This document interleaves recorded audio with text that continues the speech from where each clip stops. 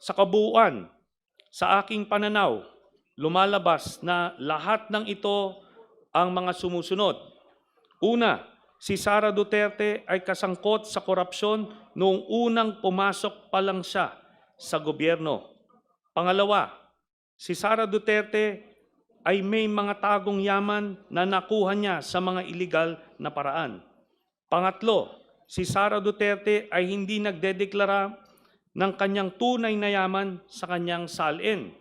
Pang-apat, sina Sara Duterte at ang mga malalapit na miyembro ng kanyang pamilya na sina Rodrigo Duterte, Pulong Duterte, Baste Duterte, Hanilet Abansenya at Kitty Duterte ay tumanggap ng daang-daang milyon na pera mula kay Sami Uy na isang kilalang drug lord.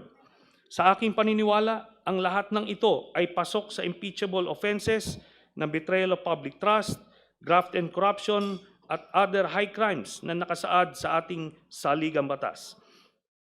Ang sinumpaang salaysay na ito ay aking kusang loob na isinagawa ng walang naguudyok o panakot bilang patotoo sa lahat ng nabanggit at nakasulat dito bilang aking personal na testimonya sa impeachment hearing ng House Committee on Justice sa kasong impeachment laban kay Sara Duterte at para sa anumang legal na maaring paggamitan nito.